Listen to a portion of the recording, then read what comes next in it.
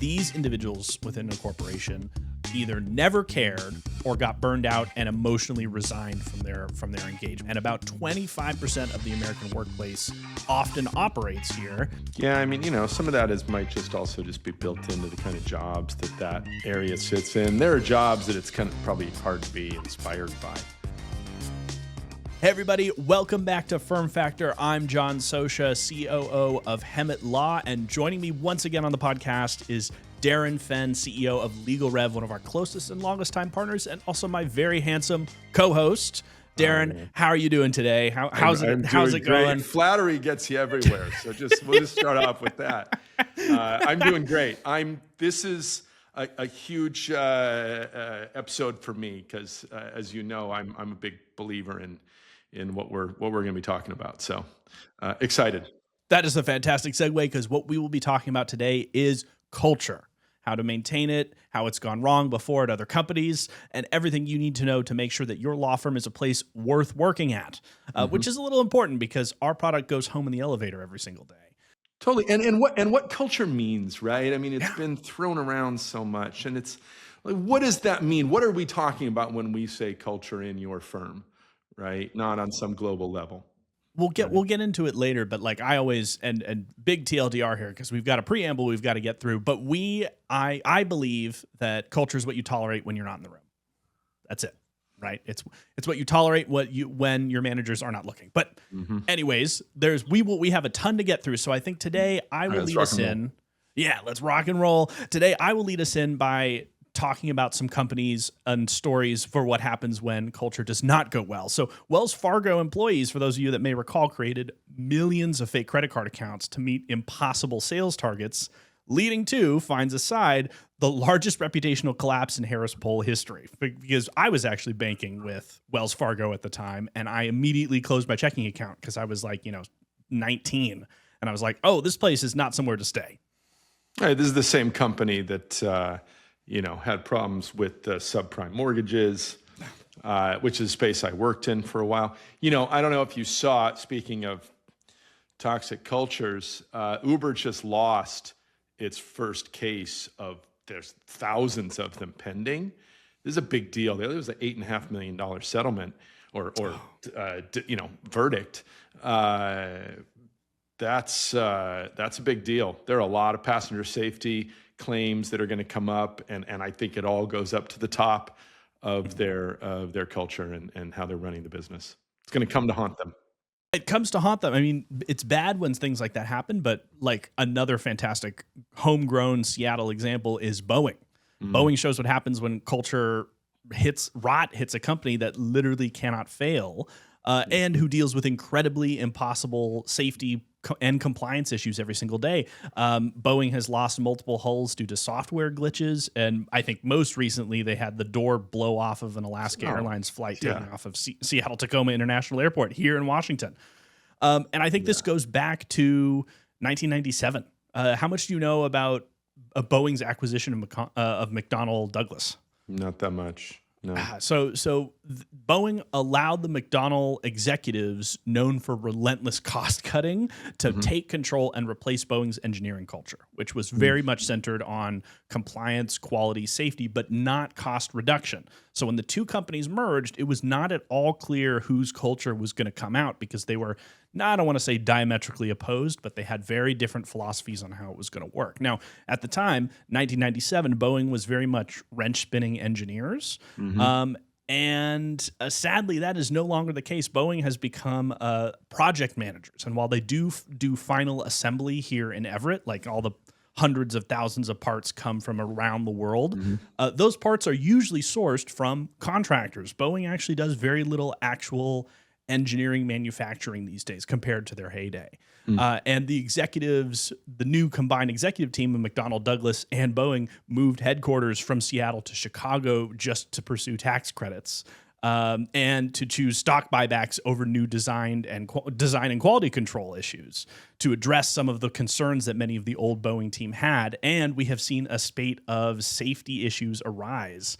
To summarize, to my earlier, 346 deaths in 2 plane crashes caused by flawed software and inadequate safety systems. Basically, the planes crashed themselves because there was a single sensor failure point. Yeah. And the autopilot, which is fly-by-wire and not mechanical anymore, basically caused the plane to continuously pitch against pilot controls to think it was just about to stall out and the plane would basically dive straight into the ground. Oh, yeah, their brand's been damaged. Will take a generation to come back. I mean, a door flying off, that's just so visceral an idea, right? You sitting there and off flies the door and everything starts flying. We've seen it in the movies.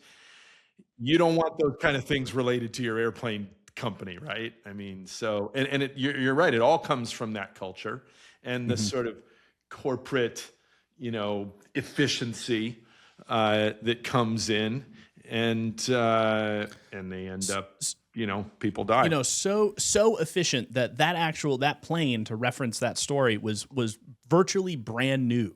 Alaska Airlines had taken possession of that airplane. Excuse me. They took possession of that airplane practically brand new from the factory, and what had happened is 4 restraining bolts in the door were not properly installed. And so basically there were no hinges on the door, and then it flew off in altitude. But thank God it flew off at only a few thousand feet. Because if the cabin had explosively depressurized, that would have caused some serious injuries. But luckily, everyone got through that. They got in trouble though. Boeing had some legal issues, right? More than a few. But the problem is, I mean, if I can speak candidly, Boeing employs so many people here in Washington because though their headquarters are no longer here in Seattle, it's one of the largest employers up there. Yep. And so the Washington State Legislature and the courts will fine Boeing for PR reasons, but they will not drop the hammer sufficient to drive them out of town or drive them out of business. Well, it's an important part of the economy. It's been there forever. Exactly. So. Look, I'll tell you this. That kind of a collapse does not happen overnight. Yep. Right?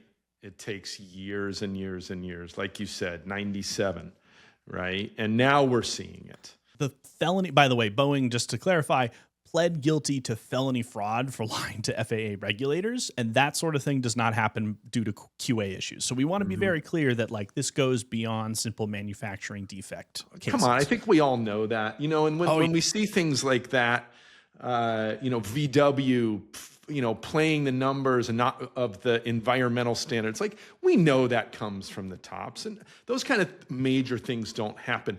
Wells Fargo doing that with the thing. People knew, and they turned an eye. Management knew, and they didn't because they were hitting quotas. Look, here's the thing. That's something critical. We're talking about these enterprise companies, but for a small law firm, it doesn't take 25 years. Oh, yeah.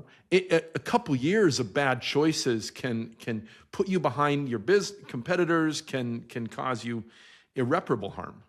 I mean, and that's been a fantastic boon for Hemet Law because every time a major shakeup happens at another firm, we immediately reach out to all their attorneys and say, hey, we're hiring and we've got a stable culture. I mean, 50% of law firms struggle to retain attorneys, just full stop. Oh, for sure. You'll always expect some turnover, so make no mistake, some turnover I would actually argue is healthy because you can't, a little bit of turnover is good because it makes sure that everyone is still a good fit for the business. It makes sure there's new blood, there's new energy. Yeah.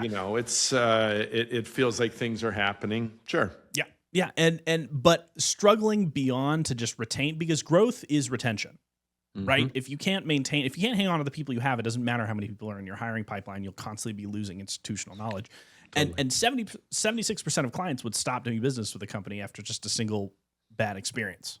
Oh, well, listen, the legal industry's NPS is not good. I mean, I don't think it's that great in my industry either, digital marketing. But, so NPS, the Net Promoter Score, in case people don't know what that is, it's basically a measure of how likely your client is to recommend your firm, right? So maybe you're doing great, and I know Hemet does well, but the legal industry as a whole is 37 out of 100, which is terrible, right? And that's, for me, it's, it's a low bar, right? It's, look, you're losing money and risking the future of your firm if you do not treat culture with the respect it deserves. Amen. Like and follow the show if you're enjoying it, and we'll be right back. Support for the show comes from LegalRev. They don't just market law firms, they grow them. With smart SEO, Google Ads, web design, and AI-ready search strategies, they make sure your next client finds you first. If you're ready to win online, go to LegalRev.com/factor. That's LegalRev.com/factor. And now to continue the conversation. Thanks so much for sticking with us, everybody. And Darin, I wanted to put a question to you. Is culture HR nonsense? Is it HR fluff? Right? I mean, you said it matters, but there's a ton of buzzwords around. What are your thoughts? I mean, I think in a lot of companies, it is. It's bullshit, right? It has to be sincere, right? When it works, it makes all the difference in the world, right? When it's done with sincerity and follow through. If it's done haphazardly and like, oh, we're going to, bring in lunch a day and now everybody better be happy. It's not what we're looking for, right? It needs to be a fundamental shift. In the same way that, we were talking about, you need to rethink of your firm as a customer first. And what is that experience? I think the same thing is true about the culture of your business. It will pay off. I mean, I think I have a confession is that we are not client first or client second, right? We're our first. People first. Our team is first, right? Which sounds nonsensical. I say that. No, I think you can argue that too, right? I mean, yeah, and you can be both. I'd like to think my company's both, right? I mean, we strive to be both.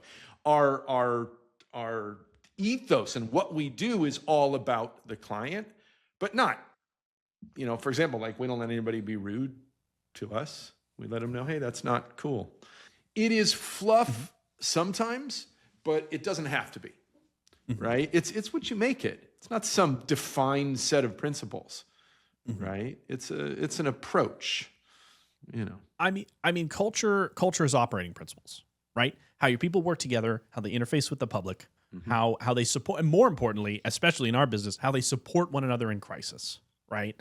I think the number of times I have seen my team rise to the occasion, not for clients or for management, which is good, but for each other. Totally. That is what is most encouraging to see. It's like people stepping in and volunteering to cover a hearing, a deadline, a pleading that they were not instructed to.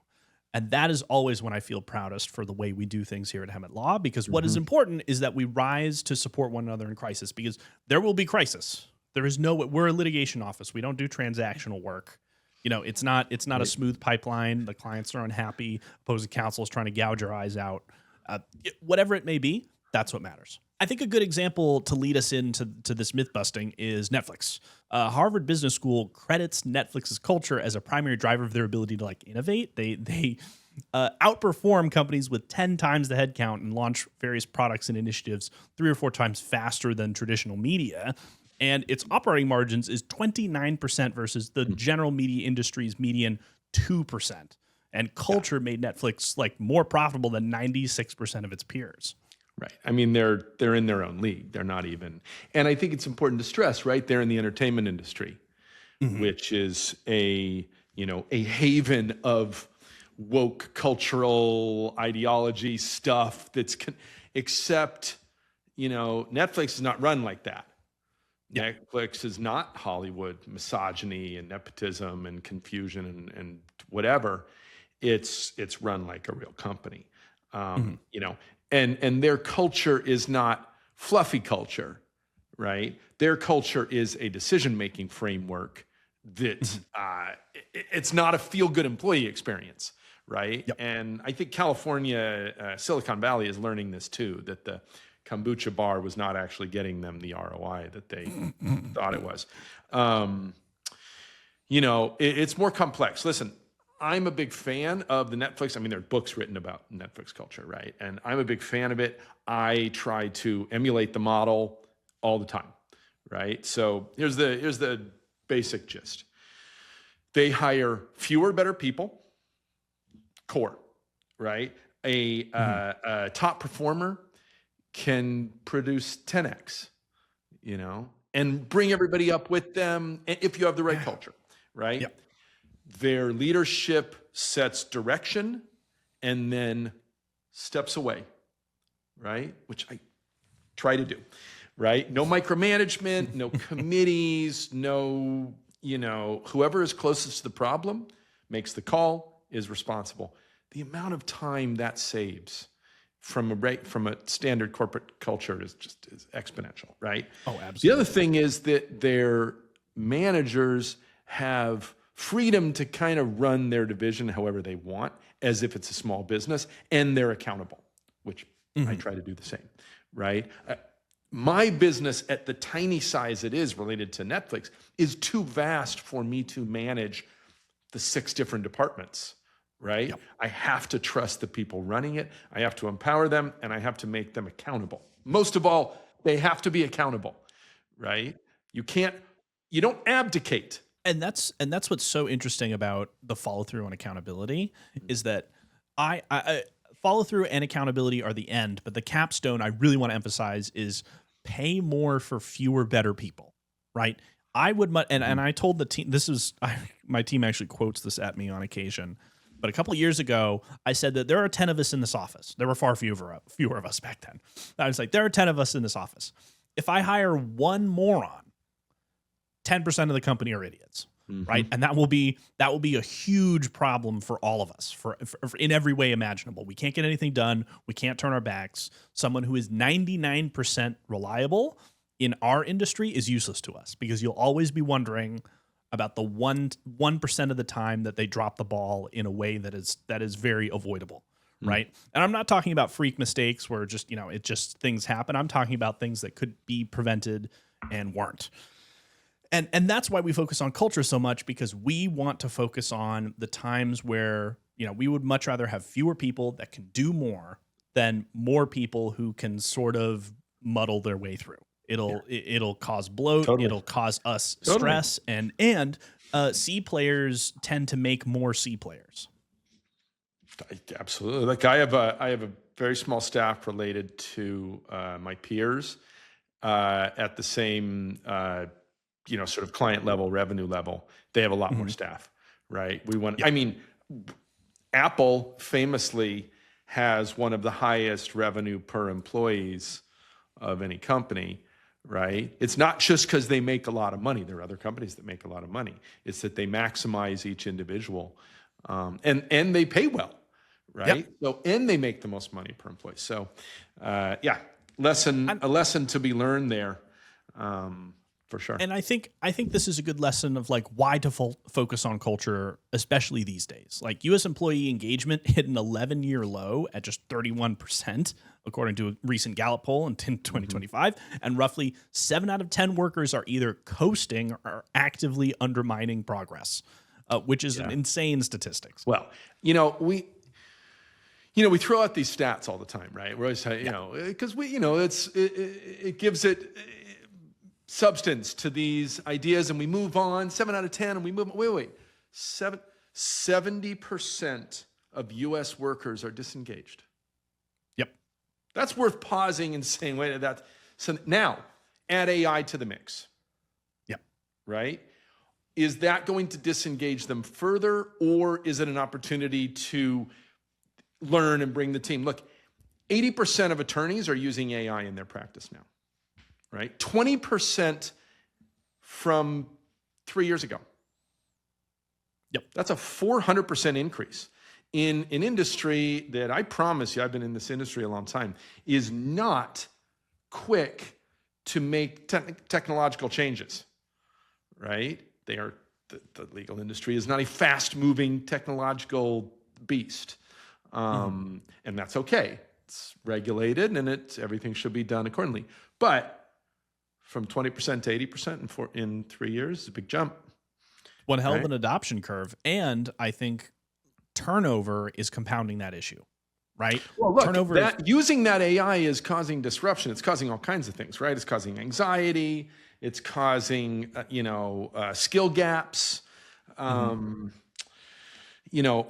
that invest in learning are going to come out ahead in the long run with AI, and that are engaged in that and involve their staff and have the right culture. Yeah. Or they're going to have the turnover because people are bored and disinterested.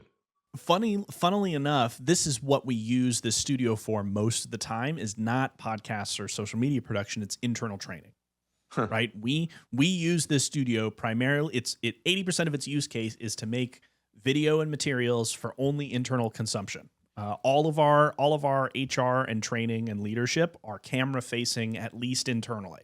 Right? When we were hiring our director of talent, Carolyn, we said, "How are you on camera?" Because we want you talking to the team. We want you engaging internally. We want you as a brand ambassador externally for, to go to career events, et cetera. But more importantly, we can never forget about the people inside the building. And we want to make sure that is front and center. Because like associate attrition jumped from 9% in 2024 to over 16% in 2025, with firm-wide lawyer turnover averaging 27%. Hey, well, look, turnover is a major issue, right? And you guys have done a good job with that. I'm on one side of your success, right? You've grown from 3 to 30 with enough work to sustain all those people, which I've been working on with you about increasing the flow of leads to you. But the ability to grow from 3 to 30 while not losing half of them along the way is about what you guys have done. So, I think it's really important to talk about that. And when we come right back, we're going to be talking about a really good data-driven culture framework. Stick with us. We'll be right back. Support for the show comes from Thyme. Thyme captures every billable email on cases and turns them into client-friendly time entry descriptions completely hands-free. No more lost time, no more pre-billing reviews, just up to 30% more revenue. Get a free demo at thyme.org/factor. That's thyme.org/factor. Thanks for your patience. Welcome back. Thanks for sticking with us. We are back, and I think now is a good time to really center this conversation on something a little bit more tangible. And I want to share a data-driven look at culture. And we'll use the tribal leadership framework built from studying 2,400 employees across 24 companies for over a decade.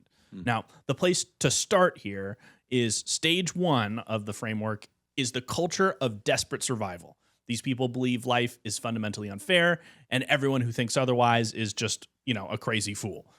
At work, they steal and embezzle. It's like the Wells Fargo example, the sales agents who open fake accounts to hit quotas. Fortunately, only 2% of the American workforce operates in this stage. Yeah, I mean, I most of us who've been running businesses a long time have had someone like that. Yeah. And it can be really, really toxic. And you need to get rid of that cancer because it can take down the whole company. I've had to fire the entire staff at one point, 12 years ago or so, because of one employee. Wow. I mean, I've had a similar Trojan horse last year. He made it 4 days before we fired him because he immediately, because that's our job as managers is when you come in, we hire quickly. We assess your fit for the company. And then if it's not a fit, we compassionately fire you quickly. We usually give you a bonus, something to we leave you with better than we found you. And this guy we found after 4 days. And I'm very grateful that we moved him on quickly because it meant my team would suffer for it and no amount of extra money coming in from that new hire, if he could indeed make us money, because it was such a quick time, was not worth the balance. No, totally. Yeah, totally. Listen, the only thing I would say is I'm actually more of a believer of hire slow, fire fast, just because of the risk. But I mean, I assume it's I don't know specifically about bringing on an associate with a book and whether it's not the same thing as somebody that I need to bring on and train on all of our technology and stuff for 3 months. We need to make sure they're going to be the right fit before we bring them. I've never had anybody that I've fired that quickly. Oh, I mean, that was a real aberration. The next person who we had to fire, the next fastest was like 6 to 8 months. So we've never had to move that quickly ever before, and hopefully ever again, which brings us to stage 2, apathetic detachment. These individuals within a corporation either never cared or got burned out and emotionally resigned from their engagement. They show up, do the minimum to get paid, and immediately go home. And about 25% of the American workplace often operates here, and that share jumps when organizations hit major obstacles like recessions or competition or management shakeups. Yeah, I mean, some of that might just also just be built into the kind of jobs that area sits in. There are jobs that it's kind of probably hard to be inspired by. Working in a call center? Yeah, that's what I did. I worked at a call center for a telemarketing company when I was in undergrad part-time, and truly, even though I tolerated the people I worked with, it was one of the most soul-destroying jobs I have, getting hung up on again for an 8-hour shift. Right. And the people who don't hang up on you yell at you. That's really funny. That's really funny that we both share that. One of my first jobs, telemarketing. I loved it. It was insane. I broke every record they had ever had in the company and went on to manage the entire floor of 50 people within a year. That's my telemarketing background. So I thought it was crazy. I loved it. I didn't care that I was getting hung up on. I would just make up funny voices and names, and I made it fun, right? Now, but there are other jobs which would be soul destroying to me, such as like my corporate jobs that I got fired from, where I was just shuffling papers around all day. That bored me to the end. Working hard, never boring. Anyway. I mean, I've always thrived in the paperwork shuffling because instead of running the whole company within a year, I just quit and then worked for Domino's on the night shift. Yeah, I was a pizza delivery guy. Yeah, so that was my undergrad part-time job. I did that too in college. I worked at delivered pizzas, such good pizzas. And then incredibly, 8 months later, the State Department hired me. So whatever the State Department is up to, yeah, I know, right? Exactly, and which brings us to stage 3. Individual success. This is where 95% of career books want you to be the star performer. These are high achievers who believe they're better than those around them. They can't delegate because no one does it as well as they do. They complain about terrible support staff, and they also tend to work crazy hours. 49% of Americans think and act as if they're stage 3. Yeah, I mean, that's half. Look, bottom line here, 75% of the American workforce is trapped in victimhood, lone wolf competition, right? And the firms that have that are only going to be able to scale through micromanagement, power plays, right? And to blame the individuals is the mistake. Mm-hmm. That's where people fail. They think it's about the people. Every once in a while, you get a bad apple and you need to fire them. But a general cultural problem, so I worked in the film business for a long time. We have a saying, a fish stinks from the head. If you do not think top down about having a healthy culture, you are not going to succeed today, period, right? You need to be at stage 4 where 25% of the people are. But the successful companies live in there, right? Stage 4 is what I strive to be in with my company, but it's an evolving thing, right? Here's what it should look like, right? Stage 4. You have an open and dynamic collaboration between people. It should feel super free to share ideas and collaborate on things. That's critical. Way less stress, more energy for your team. Relationships need to be built on shared values, not personal agendas, right? Which means you need to identify those shared values from the company down.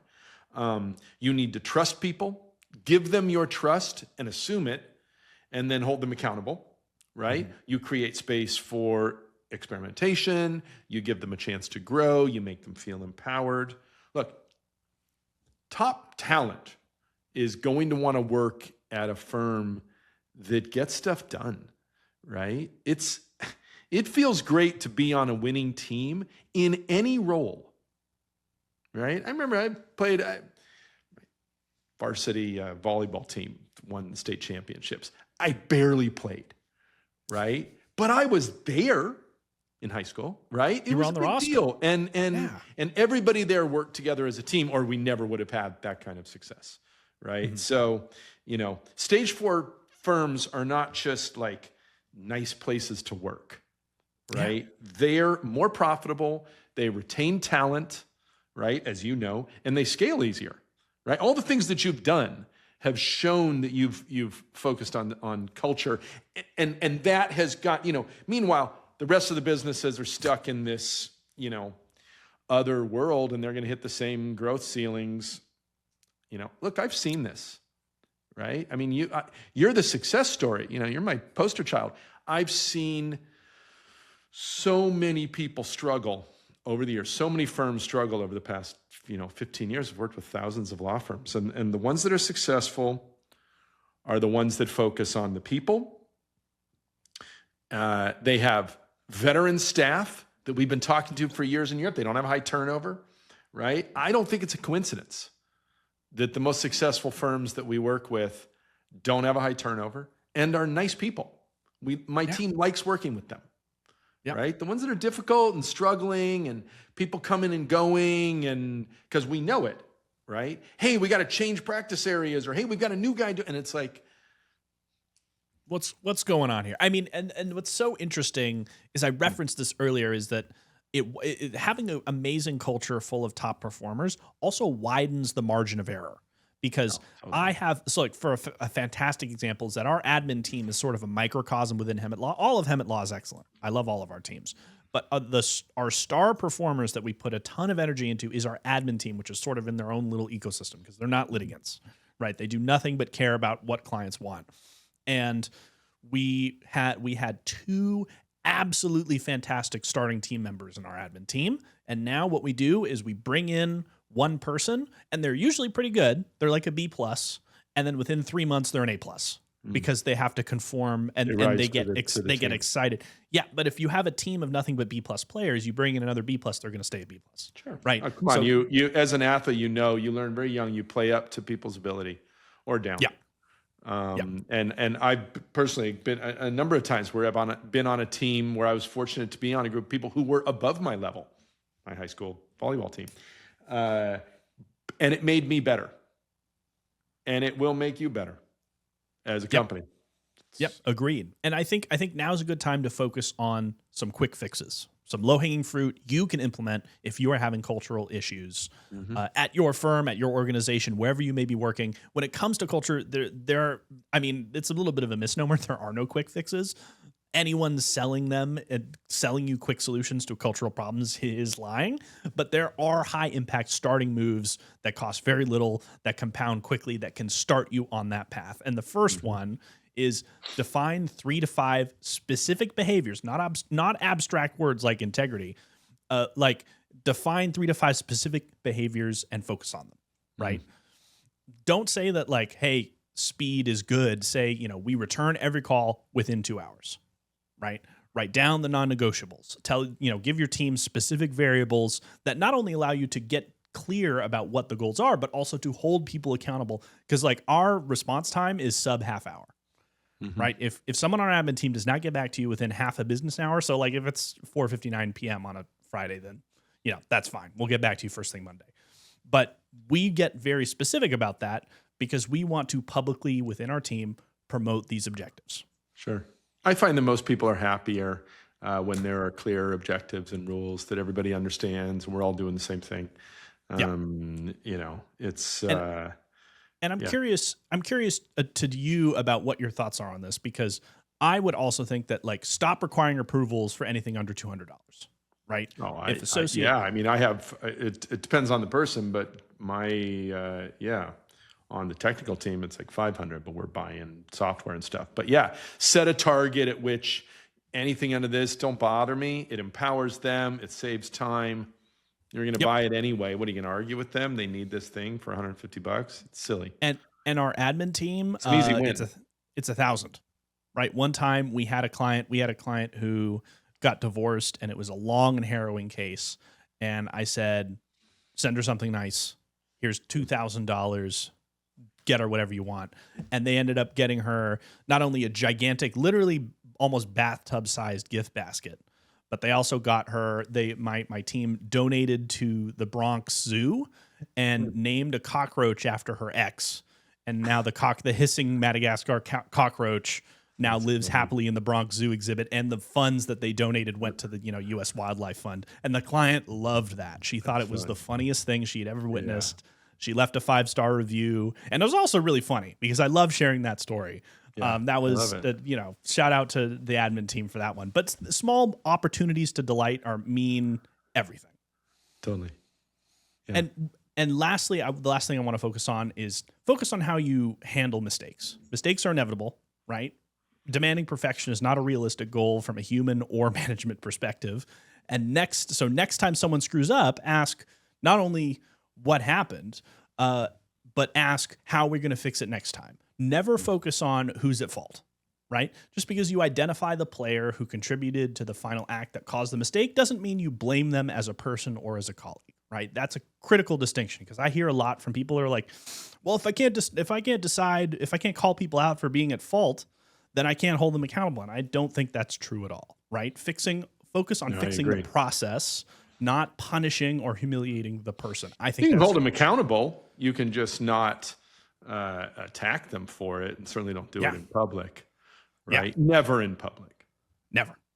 Right? Worst thing. It seems silly to have to say that, but never in public. Look, listen, I think in a small law firm, right, culture is not necessarily just about, systems or programs, right? It's about whether the partners treat the people like actual team members or like, disposable labor, right? And I've worked with thousands of firms. I've seen the ones that respect and empower their people they get so much more out of them, right? And the people, it seems easy, but it's not. Look, here's a key question to consider.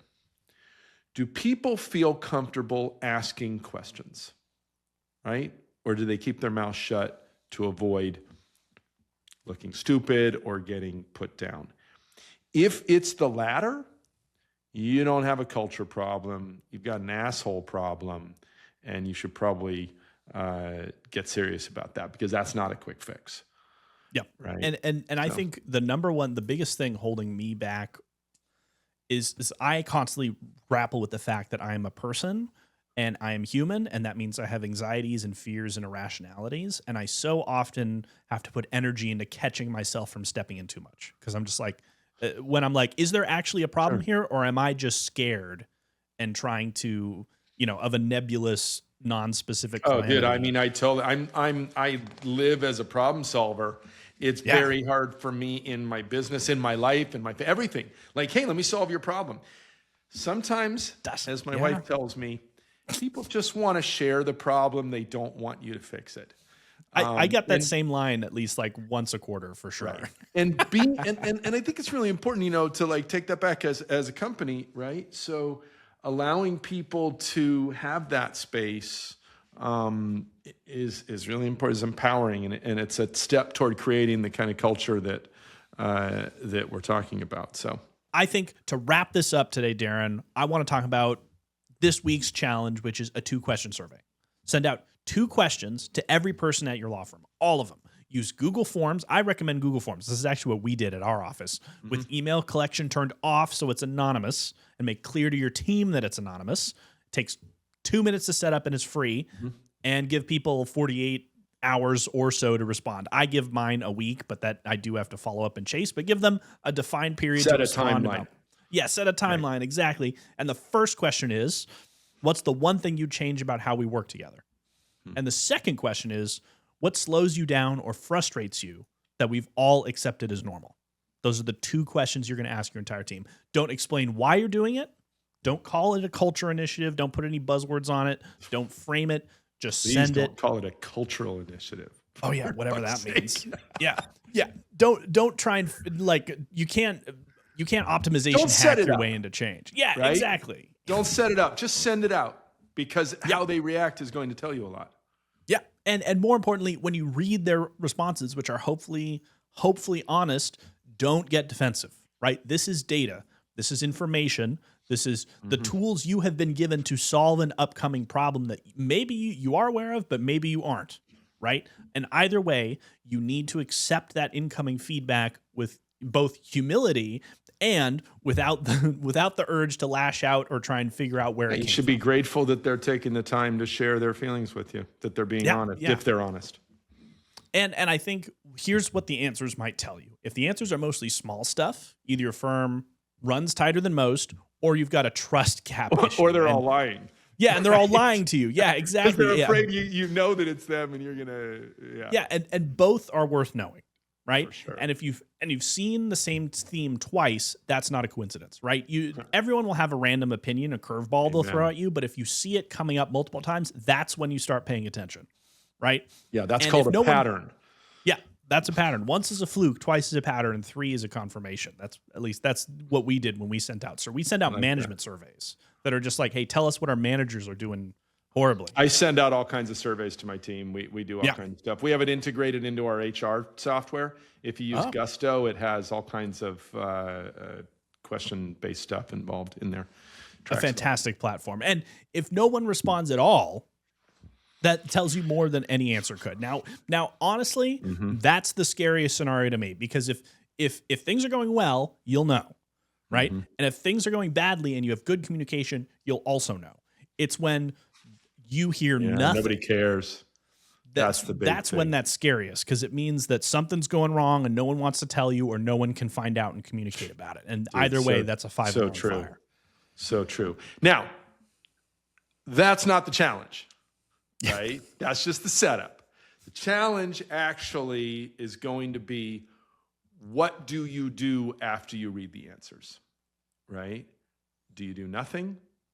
That's the worst thing you can do. Here's something you don't like and do nothing about it shows them that speaking up is pointless, right? It would have been better to not ask them at all. So, you have to at least try to address what is discussed. And we want to know, right? If you run this survey, I hope you do, we would love to know what you discovered. I can share stuff that I've discovered, crazy stuff about me.